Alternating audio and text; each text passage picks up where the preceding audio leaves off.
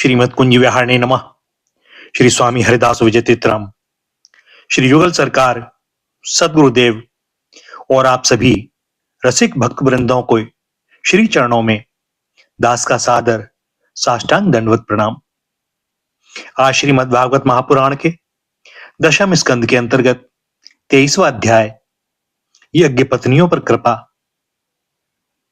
ग्वाल वालों ने कहा, नैनाभिराम बलराम, तुम बड़े पराक्रमी हो। हमारे चित्तचोर श्याम सुंदर, तुमने बड़े बड़े दुष्टों का संहार किया है।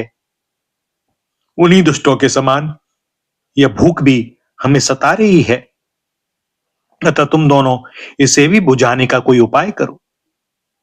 श्री सुखदेव जी ने कहा, परीक्षित, जब ग्वाल वालों ने देवकी नंदन भगवान श्री कृष्ण से इस प्रकार प्रार्थना की, तब उन्होंने मथुरा की अपनी भक्त ब्राह्मण पत्नियों पर अनुग्रह करने के लिए यह बात कही।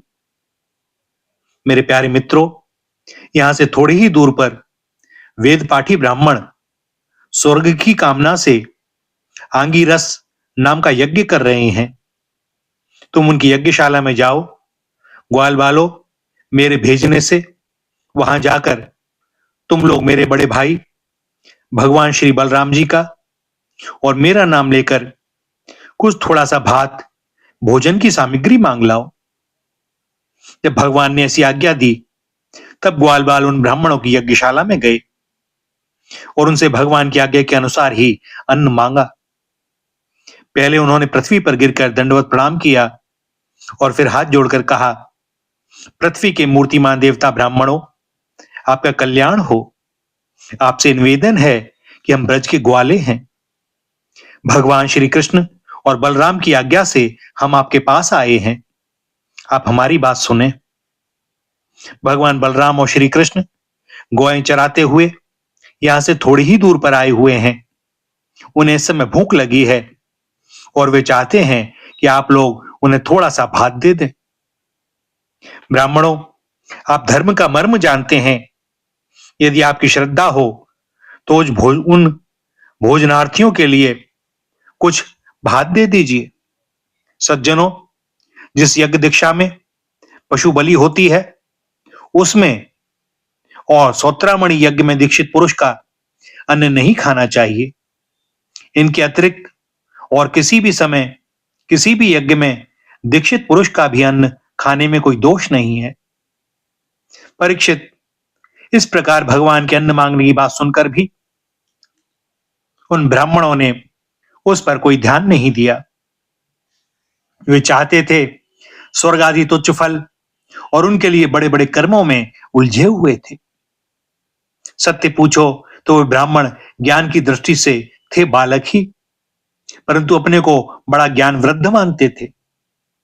परीक्षित, देश काल, अनेक प्रकार की सामग्रियां, भिन्न भिन्न कर्मों में विनियुक्त मंत्र, अनुष्ठान की पद्धति, ऋत्विज, ब्रह्मा आदि यज्ञ कराने वाले, अग्नि, देवता, यजमान, यज्ञ और धर्म, इन सब रूपों में एकमात्र भगवान ही प्रकट हो रहे हैं। वे ही इंद्रियातीत पर ब्रह्म भगवान श्री कृष्ण स्वयं ग्वाल बालों के द्वारा भात मांग रहे हैं। परंतु इन मूर्खों ने, जो अपने को शरीर ही माने बैठे हैं, भगवान को भी एक साधारण मनुष्य ही माना और उनका सम्मान नहीं किया। परीक्षित, जब उन ब्राह्मणों ने हां या ना कुछ नहीं कहा, तब ग्वाल बालों की आशा टूट गई। वे लौट आए और वहां की सब बातें उन्होंने श्री कृष्ण तथा बलराम से कह दी। उनकी बात सुनकर सारे जगत के स्वामी श्री कृष्ण हंसने लगे। उन्होंने ग्वाल बालों को समझाया कि संसार में असफलता तो बार बार होती ही है, उससे निराश नहीं होना चाहिए। बार बार प्रयत्न करते रहने से सफलता मिल ही जाती है। फिर उनसे कहा, मेरे प्यारे ग्वाल बालों, इस बार तुम लोग उनकी पत्नियों के पास जाओ और उनसे कहो कि राम और श्याम यहां आए हैं। तुम जितना चाहोगे उतना भोजन वे तुम्हें देंगी। वे मुझसे बड़ा प्रेम करती हैं। उनका मन सदा सर्वदा मुझ में लगा रहता है। इस बार ग्वाल बाल पत्नीशाला में गए। वहां जाकर देखा तो ब्राह्मणों की पत्नियां सुंदर सुंदर वस्त्र और गहनों से सज धज कर बैठी हैं। उन्होंने द्विज पत्नियों को प्रणाम करके बड़ी नम्रता से यह बात कही, आप विप्र पत्नियों को हम नमस्कार करते हैं, आप कृपा करके हमारी बात सुने। भगवान श्री कृष्ण यहां से थोड़ी ही दूर पर आए हुए हैं और उन्होंने ही हमें आपके पास भेजा है। वे ग्वाल बाल और बलराम जी के साथ गौएं चराते हुए इधर बहुत दूर आ गए हैं। इस समय उन्हें और उनके साथियों को भूख लगी है, आप उनके लिए कुछ भोजन दे दें। परीक्षित, वे ब्राह्मणियां बहुत दिनों से भगवान की मनोहर लीलाएं सुनती थीं। उनका मन उनमें लग चुका था। वे सदा सर्वदा इस बात के लिए उत्सुक रहती कि किसी प्रकार श्री कृष्ण के दर्शन हो जाएं। श्री कृष्ण के आने की बात सुनते ही वे उतावली हो गईं। उन्होंने बर्तनों में अत्यंत स्वादिष्ट और हितकर भक्ष, भोज्य, लेह और चोष्य चारों प्रकार की भोजन सामग्री ले ली तथा भाई बंधु पति पुत्रों के रोकते रहने पर भी अपने प्रीतम भगवान श्री कृष्ण के पास जाने के लिए घर से निकल पड़ी। ठीक वैसे ही जैसे नदियां समुद्र के लिए। क्यों ना हो, न जाने कितने दिनों से पवित्र कीर्ति भगवान श्री कृष्ण के गुण, लीला, सौंदर्य और माधुर्य आदि का वर्णन सुन सुनकर उन्होंने उनके चरणों पर अपना हृदय न्यौछावर कर दिया था। ब्राह्मण पत्नियों ने जाकर देखा कि यमुना के तट पर नए नए कोपलों से शोभायमान अशोक वन में ग्वाल बालों से घिरे हुए बलराम जी के साथ श्री कृष्ण इधर उधर घूम रहे हैं। उनके सांवले शरीर पर सुनहला पीतांबर झिलमिला रहा है, गले में वनमाला लटक रही है, मस्तक पर मोर पंख का मुकुट है, अंग अंग में रंगीन धातुओं से चित्रकारी कर रखी है, नए नए कोपलों के गुच्छे शरीर में लगाकर नटका सा वेश बना रखा है। एक हाथ अपने सखा ग्वाल बाल के कंधे पर रखे हुए हैं और दूसरे हाथ से कमल का फूल नचा रहे हैं। कानों में कमल के कुंडल हैं, कपोलों पर घुंघराली अलकें लटक रही हैं और मुख कमल मंद मंद मुस्कान की रेखा से प्रफुल्लित हो रहा है। परीक्षित, अब तक अपने प्रीतम श्याम सुंदर के गुण और लीलाएं अपने कानों से सुन सुनकर उन्होंने अपने मन को उन्हीं के प्रेम के रंग में रंग डाला था, उसी में सराबोर कर दिया था। अब नेत्रों के मार्ग से उन्हें भीतर ले जाकर बहुत देर तक वे मन ही मन उनका आलिंगन करती रहीं और इस प्रकार उन्होंने अपने हृदय की जलन शांत की। ठीक वैसे ही जैसे जागृत और स्वप्न अवस्थाओं की वृत्तियां यह मैं, यह मेरा इस भाव से जलती रहती हैं, परंतु सुषुप्ति अवस्था में उसके अभिमानी प्राज्ञ को पाकर उसी में लीन हो जाती हैं और उनकी सारी जलन मिट जाती है। प्रिय परीक्षित, भगवान सबके हृदय की बात जानते हैं, सबकी बुद्धियों के साक्षी हैं। उन्होंने जब देखा कि ब्राह्मण पत्नियां अपने भाई बंधु और पति पुत्रों के रोकने पर भी सब सगे संबंधियों और विषयों की आशा छोड़कर केवल मेरे दर्शन की लालसा से ही मेरे पास आई हैं, तब उन्होंने उनसे कहा।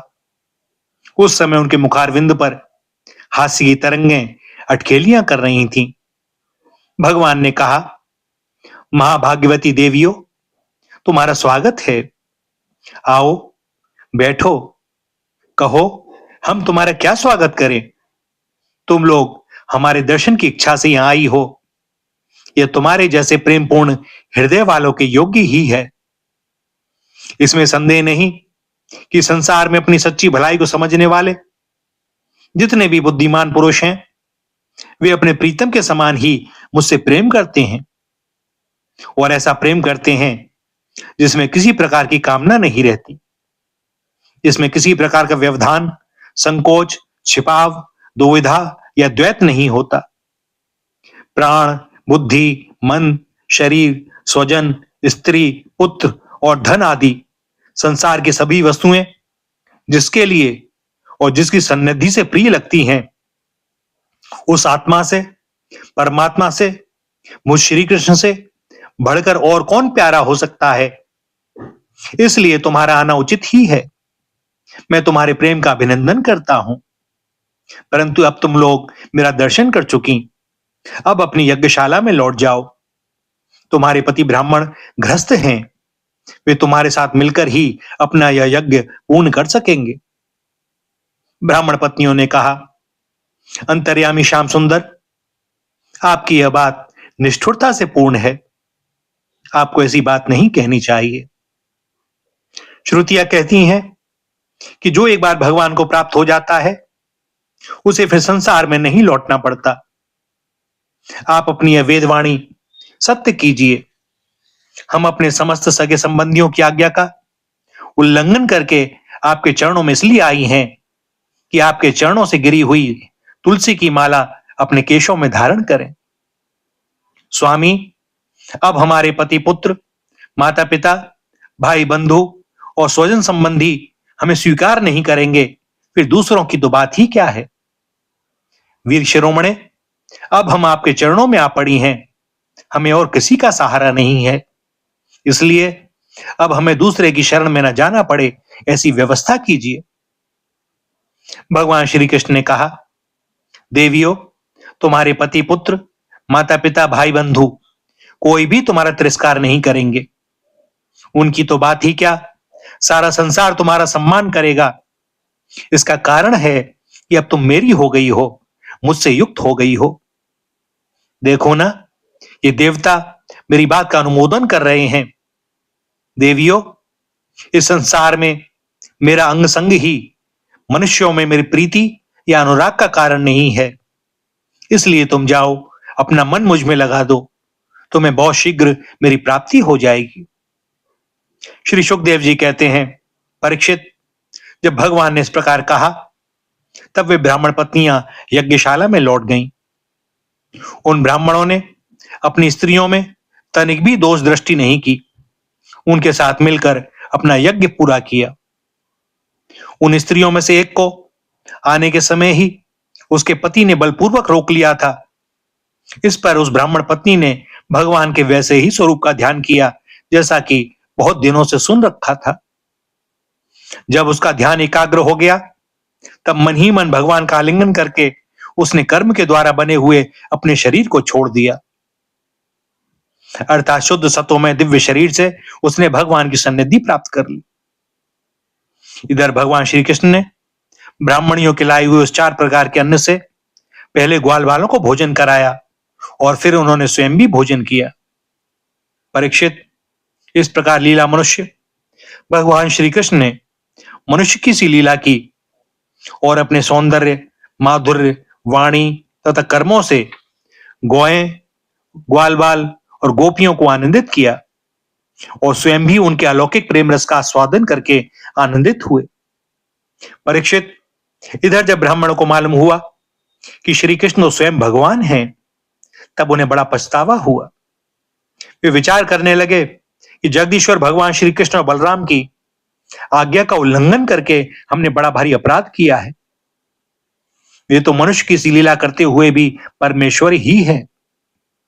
जब उन्होंने देखा कि हमारी पत्नियों के हृदय में तो भगवान का लौकिक प्रेम है और हम लोग उससे बिल्कुल रीते हैं, तब वे पछता पछता कर अपनी निंदा करने लगे। वे कहने लगे, हाय, हम भगवान श्री कृष्ण से विमुख हैं।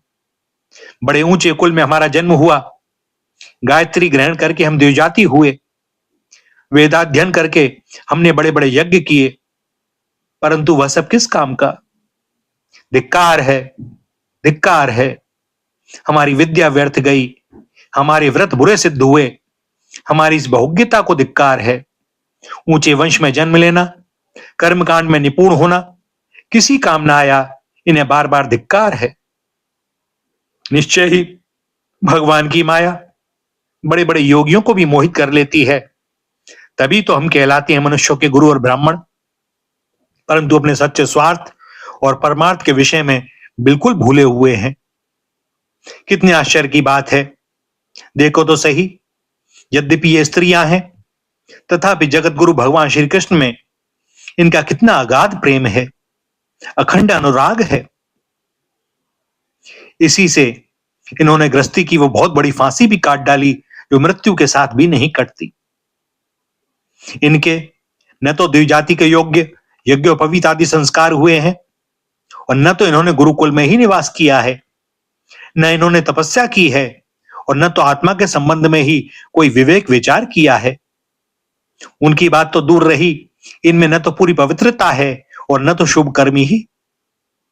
फिर भी समस्त योगेश्वरों के ईश्वर पुण्य कीर्ति भगवान श्री कृष्ण के श्री चरणों में इनका दृढ़ प्रेम है और हमने अपने संस्कार किए हैं, गुरुकुल में निवास किया है, तपस्या की है, आत्मानुसंधान किया है, पवित्रता का निर्वाह किया है तथा अच्छे अच्छे कर्म किए हैं, फिर भी भगवान के श्री चरणों में हमारा प्रेम नहीं है। सत्य तो यह है कि हम लोग गृहस्थी के काम धंधों में मतवाले हो गए थे, अपनी भलाई और बुराई को बिल्कुल भूल गए थे।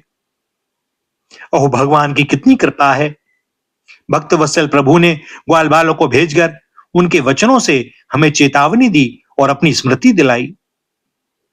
भगवान स्वयं पूर्ण काम है और केवल मोक्ष पर्यंत जितनी भी कामनाएं होती हैं उनको पूर्ण करने वाले हैं।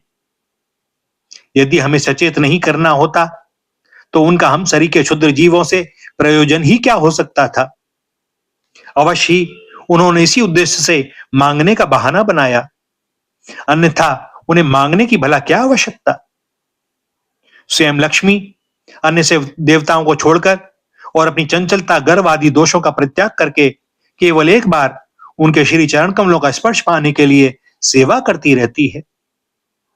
वे ही प्रभु किसी से भोजन की याचना करें, यह लोगों को मोहित करने के लिए नहीं तो और क्या है।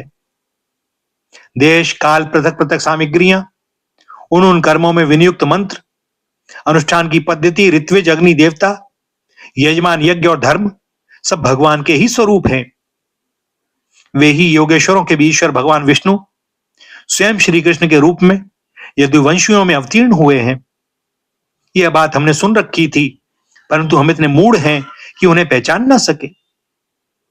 यह सब होने पर भी हम धन्याति धन्य हैं, हमारे अहोभाग्य हैं, तभी तो हमें वैसी पत्नियां प्राप्त हुई हैं।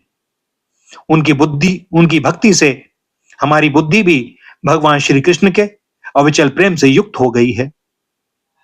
प्रभो, आप अचिंत्य और अनंत ऐश्वर्यों के स्वामी हैं। श्री कृष्ण, आपका ज्ञान अबाध है, आपकी ही माया से हमारी बुद्धि मोहित हो रही है और हम कर्मों के पचड़े में भटक रहे हैं। हम आपको नमस्कार करते हैं।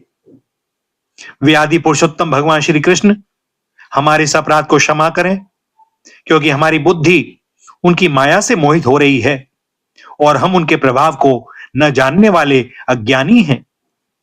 परीक्षित, उन ब्राह्मणों ने श्री कृष्ण का तिरस्कार किया था, अतः उन्हें अपने अपराध की स्मृति से बड़ा पश्चाताप हुआ और उनके हृदय में श्री कृष्ण के बलराम के दर्शनों की बड़ी इच्छा भी हुई, परंतु कंस के भय के कारण वे उनका दर्शन करने न जा सके। भैया, यहां पर दशम स्कंद का 23वां अध्याय समाप्त होता है और दास को अनुमति दें आज के लिए वाणी को विराम देने की। आगे श्री हरि की जैसी जो इच्छा। श्री राधा, श्री राधा, श्री राधा।